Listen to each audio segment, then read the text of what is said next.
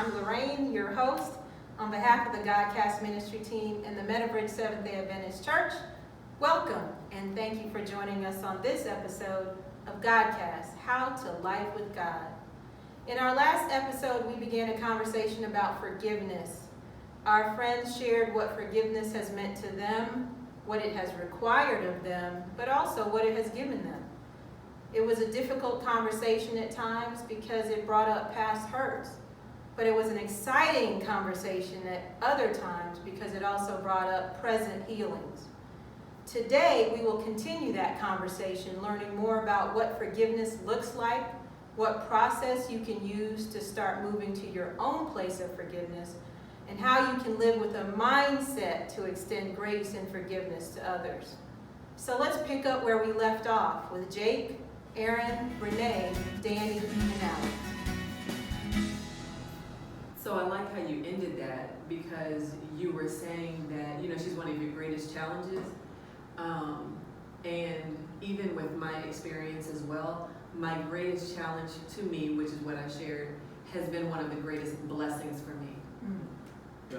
Oh, yeah, I get choked up yet again. But it's one of the greatest blessings for me because that is something that I would have never guessed that I could have overcome that thing. I would have never guessed that when I asked God for his strength, this is how it would manifest. I didn't know that, and I couldn't know that unless I had this thing happen.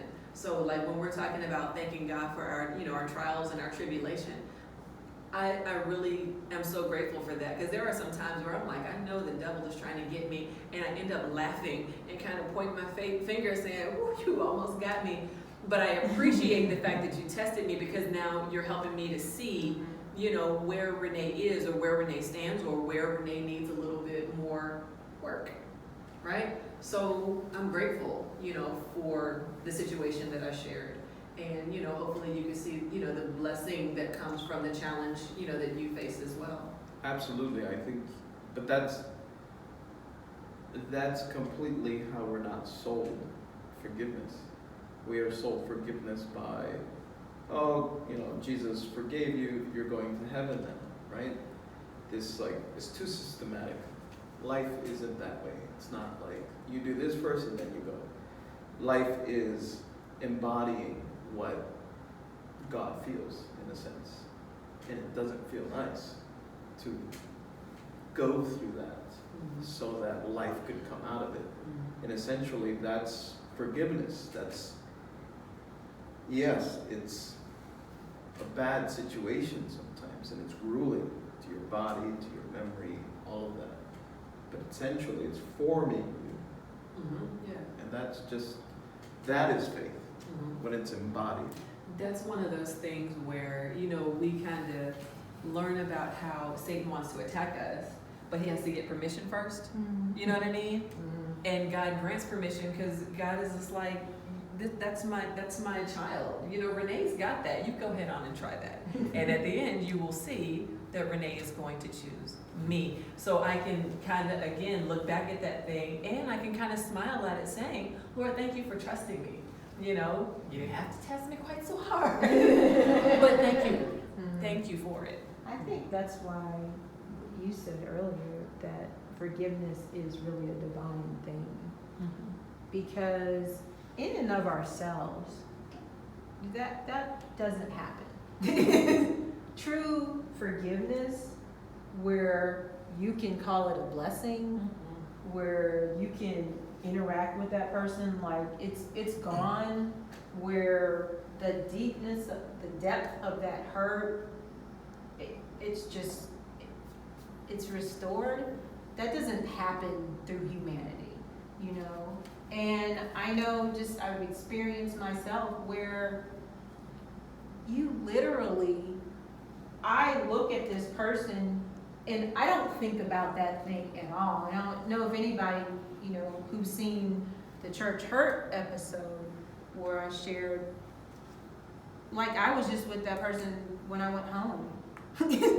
And this doesn't occur to me. It's been 20 years, it does not occur to me. And that only happens because God allows that. I'm not saying you don't try to forget.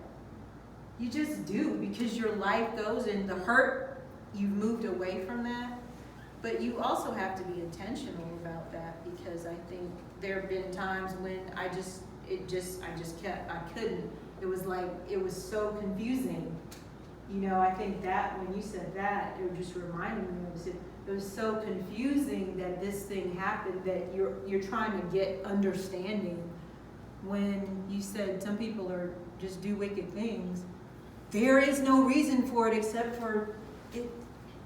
Sure. You know, there's no explanation. And so when you can just forgive that. Jake, I thought you had something. Yeah, I just wanted to pose a question, and that is, how can you forgive somebody when they don't ask for forgiveness, or maybe they don't regret what they did, they don't want your forgiveness? Is it possible to forgive someone, and if so, how would you go about doing it? I've learned over the years that people are not readily able to forgive. They don't think that I need forgiveness, or that I need to be forgiven of somebody. And I guess that came with me when I got out of prison, because in prison you don't ask for forgiveness, you don't give forgiveness. And so when I came into the church, when I got hurt, I didn't know how to ask, I didn't know how to tell the person that they hurt me. I just didn't know how. And when I learned how to do that, is when I realized that I was growing in Christ. That if you did something to me, and I could say to you, that hurt me, then it's on you. It's no longer on me. So being able to confront that person, I think that works for me as well. Like, I think it's different for everybody, but being able to confront somebody and say, hey, you hurt me, this is what happened, that makes me feel better too, because then it's like off your chest. Yeah. Two things I think to kind of reframe your distinction, I think, is to see that, one, it's relational, it's a gift. So it requires a receiving and a letting go, you know, for it to truly come back full play. But there's also another framework, I think, and I think if it's relational, then it's either contractual, which means it's by contract, you did this to me, these are your consequences. It's another thing if it's covenantal, that is to say that faithfulness is guaranteed through and through, regardless of what someone did to me. I think this is what we find in the Bible as a whole, where God is faithful through and through. Regardless of whatever it goes, God continues to abundantly give to a people that don't appreciate that. So whether Israel feels like they are forgiven or not, God remains their God. Even when he's angry at them at their worst moments, right? So is it possible, I guess on a human level, yeah, there are people who don't want forgiveness, don't want to hear it, don't want to hear what you have to offer, because perhaps in their mind it's contractual. You're not doing it on my terms, right? Mm-hmm. You're doing it on yours and based on your terminology, but I think it is possible. I know it's that might not be, possible. yeah. Because I've done it. And to this day, I've never received an apology. Yeah. And I don't even look for one anymore. Like I just interact with the person just like everything's normal. I mean, it took me a while to get there, but I realized that you say it's a gift. It was really a gift to myself. Mm-hmm. Because I was going nuts. Like my brain, like it was on my mind all the time. I couldn't concentrate. I was angry. I was bitter. It was a gift to myself. I mean, they received the benefit of that gift because I interact with them now as just as always. But I definitely think it's possible, and I think it's necessary for your own heart to be whole, your mind to be clear, because that it blocks you, that kind of anger. I think it's necessary, even if the person has died, for you to forgive that person for something they did to hurt you. Because if you don't, then it's still eating you up. And then you're not receiving the gift. I remember Jesus said, go and do what? Forgive before you even present your gift, right? Because it's not that you're not going to heaven if you don't get this one little thing out of the way. It's just that forgiveness is completely relational. And you can't really gift anything unless you first released that thing that is relational, that has to do with forgiveness altogether. It's kind of like without forgiveness, human beings don't have the capacity to be human. You That's become right. a machine, or it's just automatic. But forgiveness is part of the human condition, that it'll be the thing that makes up who we are. And it's a lifetime to learn from it, sadly, right? So. I had a coworker who mentioned the term human condition. And the instant she said it, I saw people different. I saw everything different. It helped me to understand people a lot more, to be more forgiving, to extend whatever grace I may have, to extend that to them a little bit more. I don't know, it was just life-changing. And I have told her that 1,000 times. When you mentioned those two words, the human condition, it just opened up something in my mind to help me see things completely different. And it was a beautiful thing. Because we tend to put certain people on certain types of pedestals, right? But when she mentioned that, it just kind of brought everybody down to the same place. We're all, kind of fighting the same battles and whatnot. But to answer your question, Jake, the person that I shared the story about never asked for forgiveness, never admitted to what they had done. So when I decided to forgive, it was partially for me, it was partially for them, even though this person may or may not even really know how I feel. But in my process, I don't think I shared this part, I did feel like it was necessary to share with the person that I felt like they had offended me. Not that I felt like I shared with them that they did offend me. This is how I felt. This is what I've been dealing with. But I forgive you. I also tell them I won't forget. I won't forget.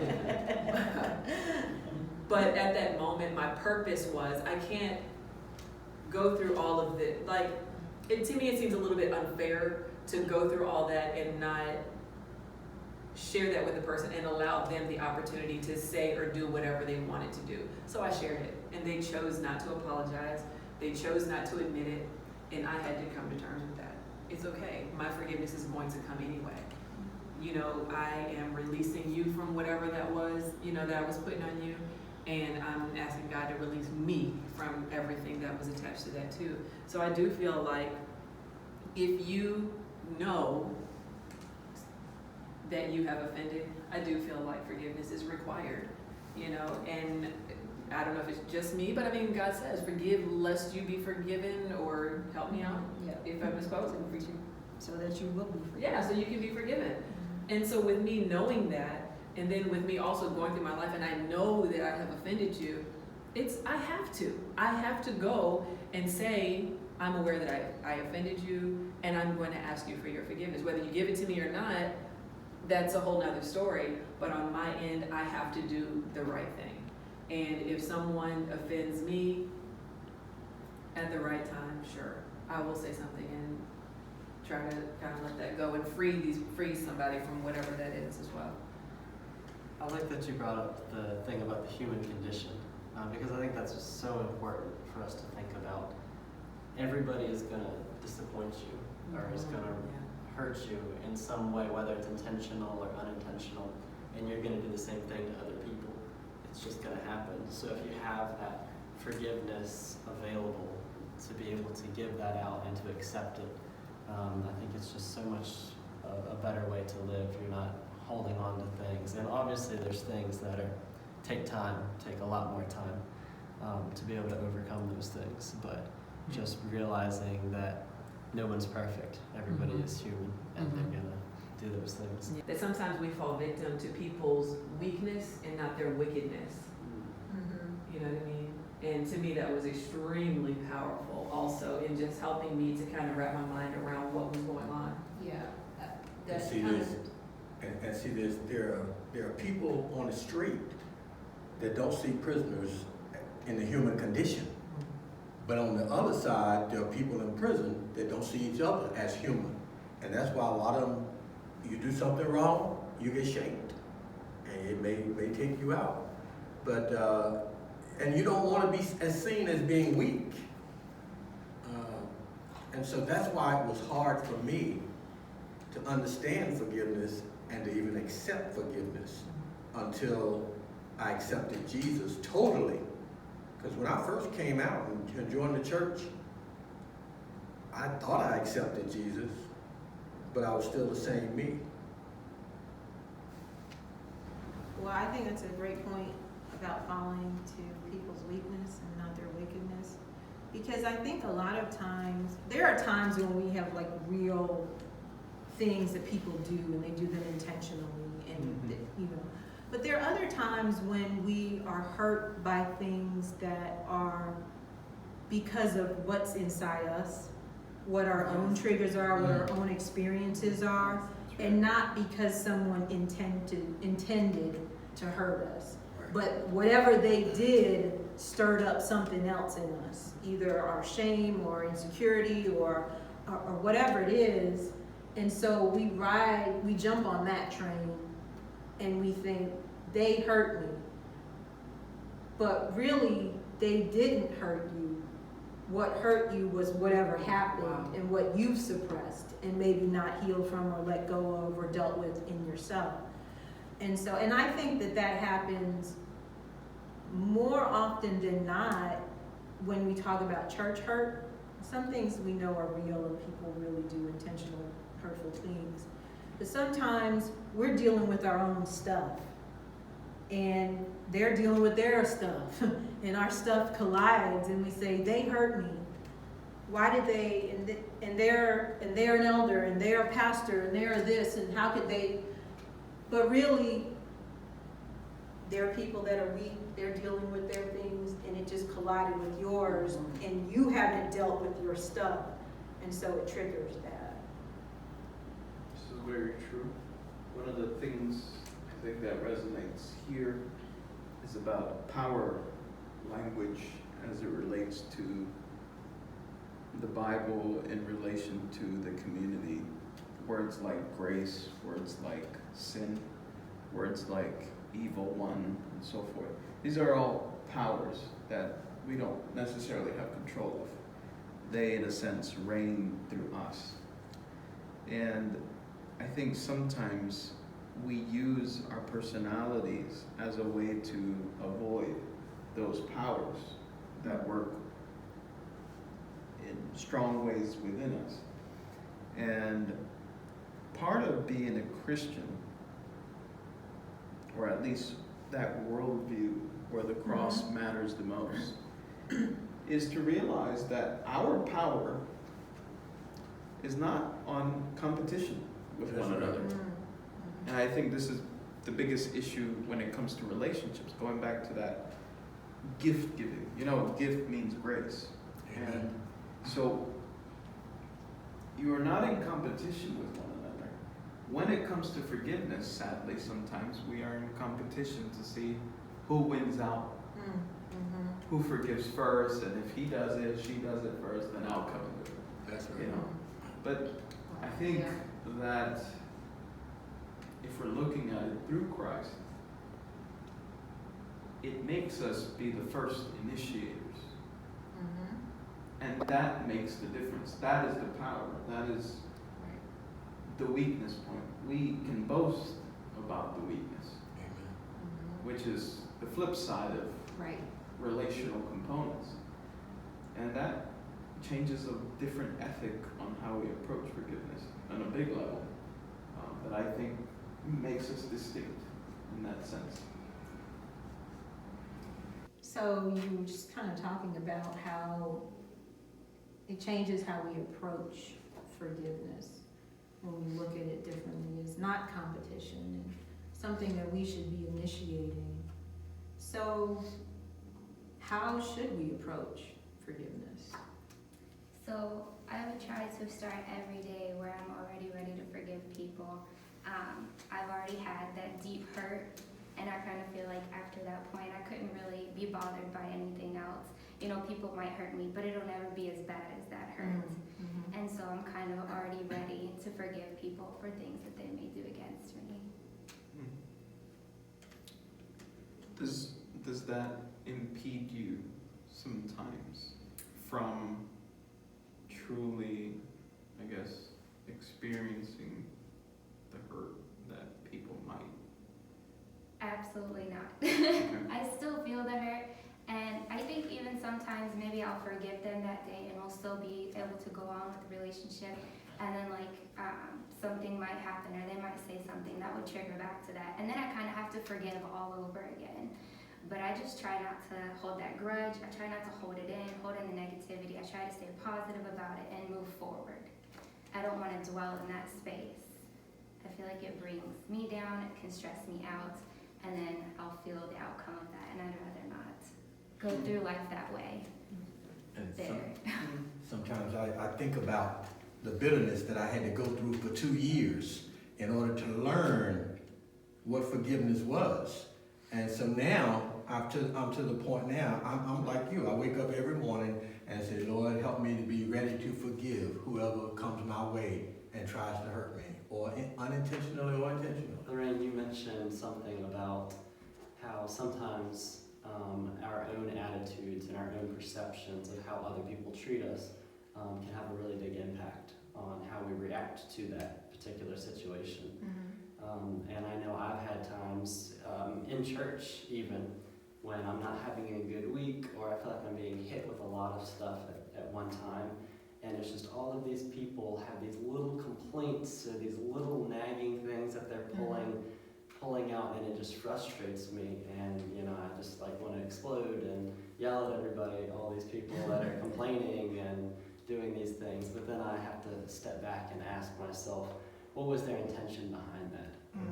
If you really put it into perspective, they didn't have anything against me. They weren't trying to hurt me.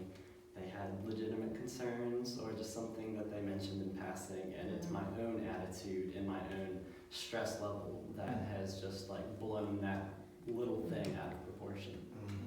I mean, we could easily call that maturity, though. You know what I mean? Imagine if you weren't at the capacity to step back, reflect, rethink, reinterpret, and so forth. You'd be in a situation where you go into depression, or you actually spill the beans, and then you provoke further anger for other people and hurt people, and so forth. Which is part of that.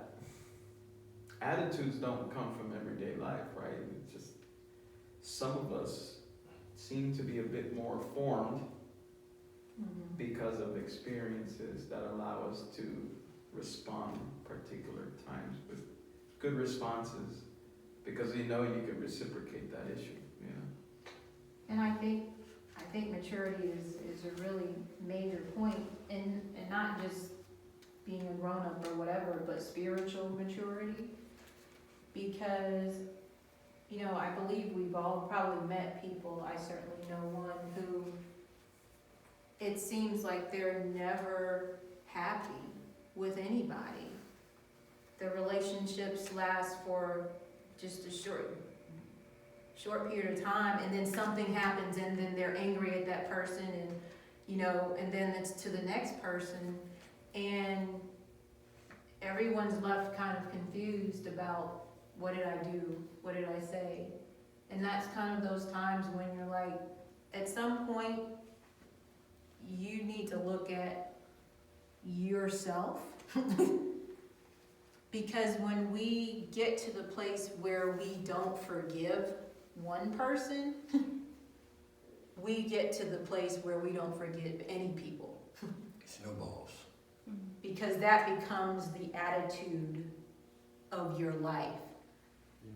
And whatever that person may have done may have been a legitimate hurt, but now everyone who even remotely looks like that might be what they did or could be about to do, then suddenly, they're the enemy too, and I'm not gonna forgive you, and I'm not talking to you, and I'm walking away. And then we see in the church when people leave churches. We talked about that in church hurt, but people leave church and they're at that church and this church and this church, and then there's like shrapnel all over the place of relationships, because this is really what this is about. But when we allow bitterness to dwell in our heart, the damage is not just to us. That's right. So I wanted to ask you all, from the perspective of being someone seeking forgiveness, as a Christian, is there ever a point when, after you've gone to someone and tried to reconcile and that's not happening, and for some reason that you can just stop asking and just be okay with God having forgiven you, and that maybe that relationship is never going to be restored? I think for your self-preservation, there comes a time that you ought to stop seeking forgiveness or even asking for forgiveness from that person, because that person is not where they are and being ready to forgive you. And if you continue to press the issue, then you're probably only making it worse. I think it depends on your relationship with that person too. Like when Jake had his friend, they had been friends for a really long time, and after a while he came back in contact with him. I think, like you said, if you push them too much, it could push them further away. But maybe if you're really looking to reconcile with that person, if you give them some time and then kind of try to pick it back up, then they'll have moved on, they'll have grown from that, and then that time it could be better. And if they're still not ready, then I think you should just put it out there that you're looking to reconcile, and to let you know when they're ready. In a relationship, there's always an object of desire. If that object of desire is not mutual, then it's hard to bring it together. You robbed me $10,000, fine, okay, cut it off. That was the object of desire. But I think what you did mention something key here. You said, as a Christian,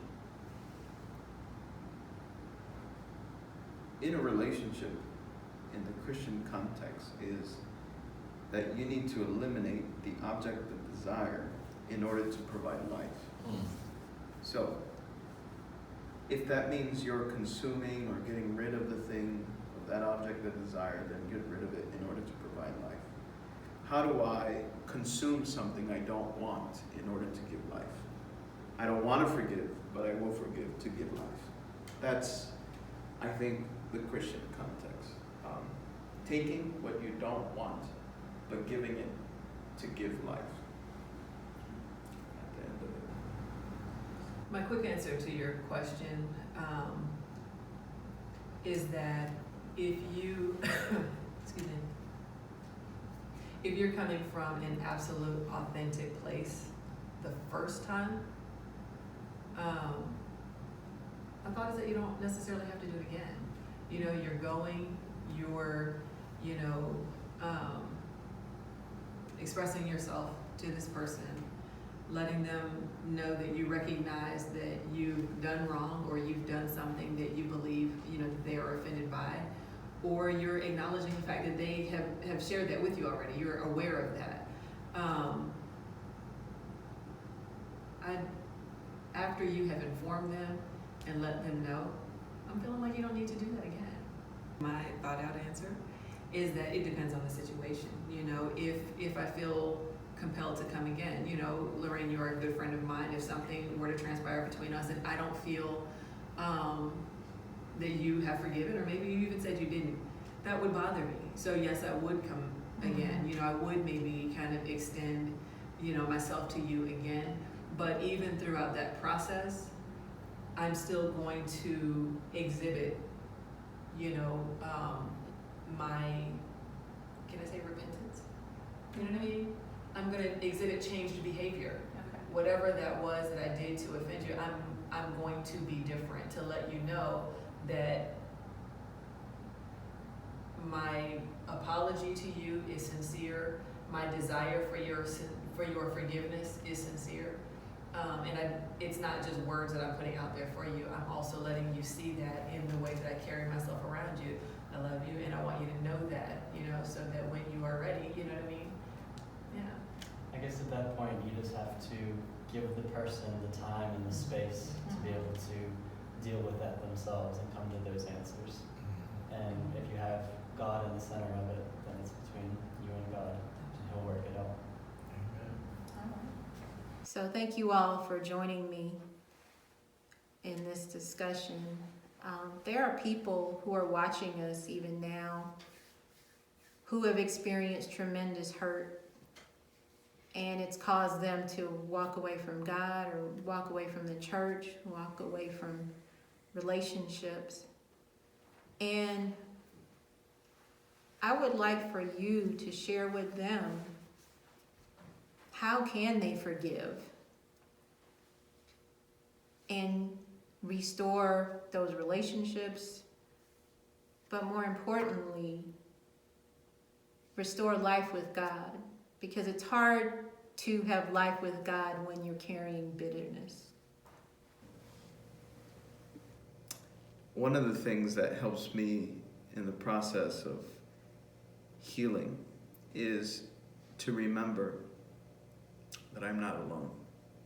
God is with me, though it doesn't feel like it, even in moments of silence and misunderstanding and incomprehension.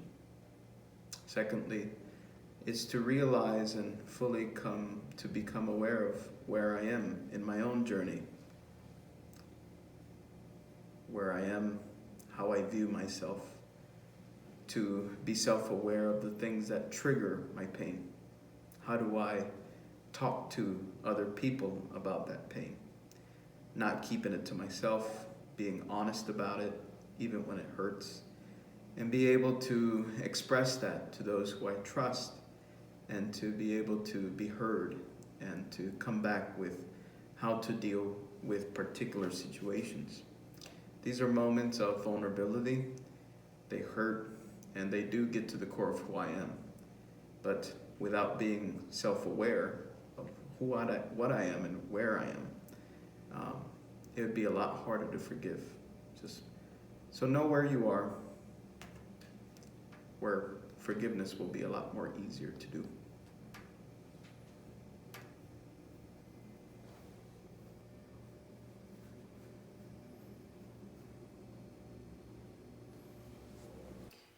Forgiveness is a process. For those of us who have been hurt, whether it's a little hurt or a big hurt, there is a process that we need to go through in order to get to that place of freedom.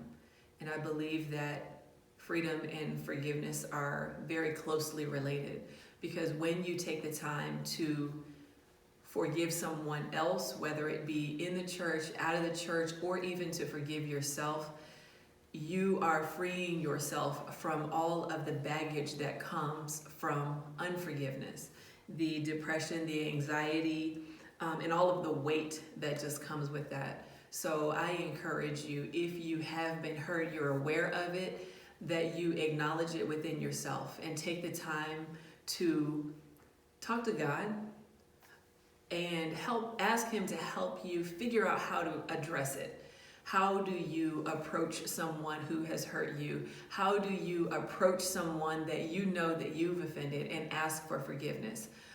And then just allow God to work in you, to speak to you.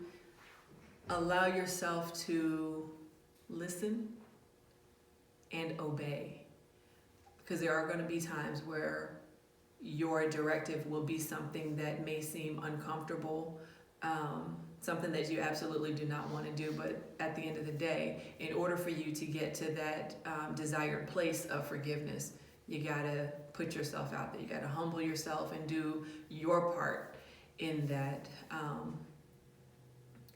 So again, whether it's little hurt or big hurt, shallow hurt or extremely deep hurt, it is possible to forgive and to be forgiven.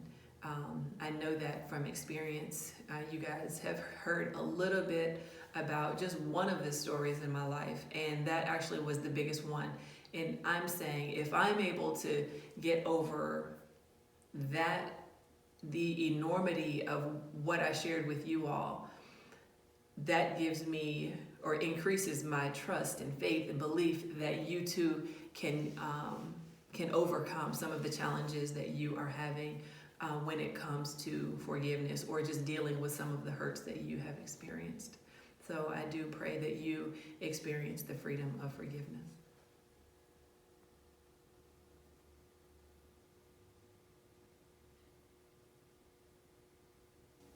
To be able to forgive somebody is an experience.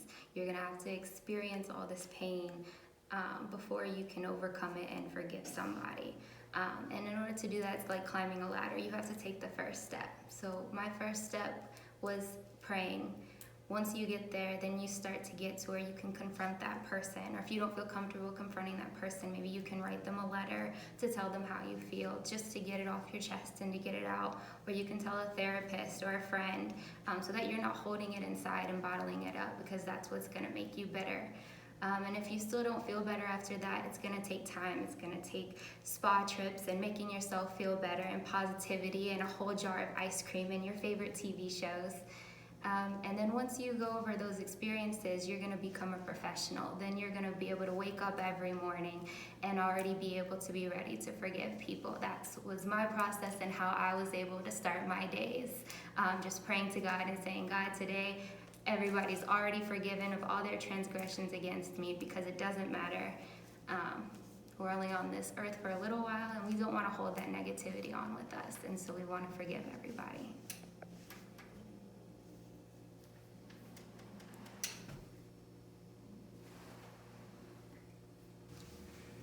If you love the Lord, as some people say they do, then you will acknowledge that you had to be forgiven.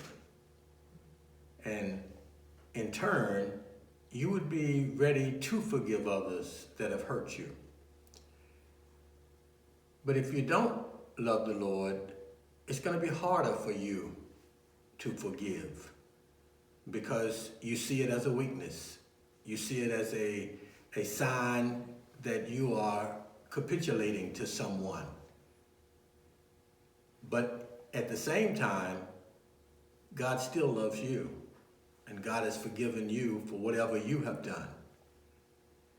And if you really don't know the Lord and you happen to be viewing this GodCast, then recognize that God does love you, and He has forgiven you for whatever you have done.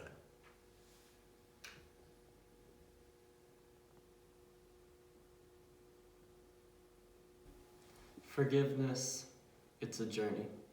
It's not something that you're going to be able to do overnight. It takes a lifetime of practice.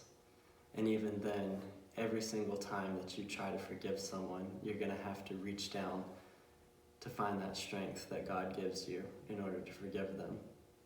But it all starts in your relationship with God, because He's forgiven us. He has no reason to. There's no logical explanation for why He's forgiven us for what we've done to Him, except for that He loves us. And that love is that driving force that allows Him to forgive us, and that can allow us to forgive other people. But you have to first start with respect. Respect for yourself, respect for others, and then that can lead to forgiveness. Try to see the best in people whenever you can, and know that even though they've hurt you, and they've done terrible things to you, that maybe they are looking for something greater, something that you can offer in them, and that forgiveness can shine a light in their lives, that they can see that the God that you serve, who is forgiving and loving, and you can lead them towards that.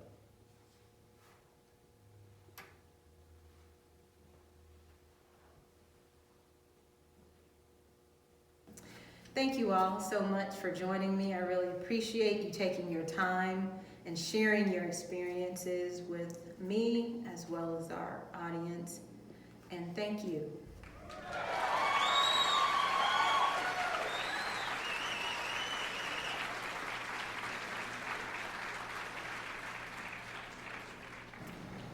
That was a great discussion.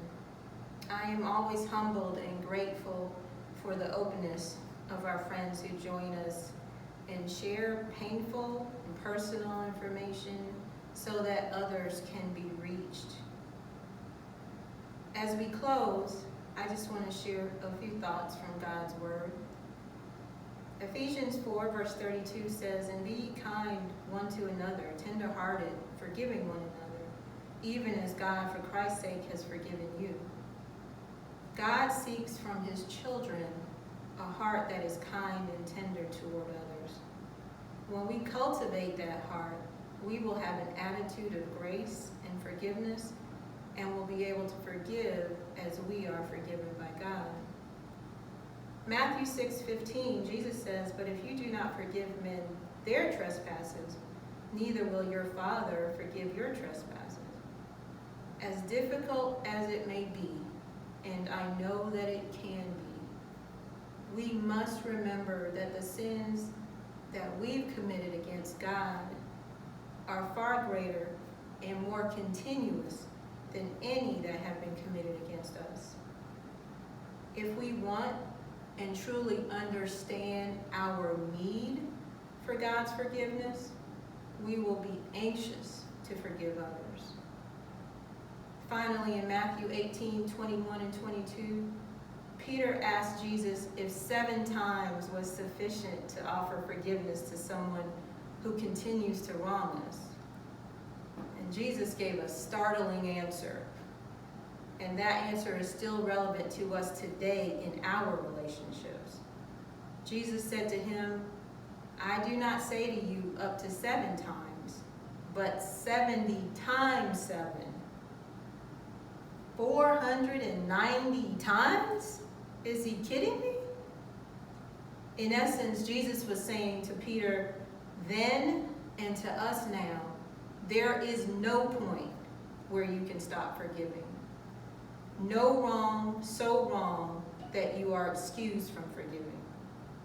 However deep and often the hurt, we as Christians, followers of his example, must keep surrendering to him and forgiving our brother and sister. True forgiveness is a difficult challenge, especially when you have been hurt so much that you can't see the light. But God wants to walk with you through that darkness and show you that there is light, there's freedom, there's joy, and even reconciliation at the end of the darkness. If you want someone to walk with you, to pray with you, to talk with you through that process, we would love to hear from you and walk with you through that journey. Email us at mbsda.godcast@gmail.com, and someone from the ministry team will connect with you. Thank you for joining us. Please subscribe to our YouTube channel, hit the notification bell so you can receive an alert when a new episode is posted. Like, comment, and share this program with others who may be struggling with forgiveness and how to do life with God. And of course, join us next time when we will ask more questions and seek more answers as we continue moving Godward.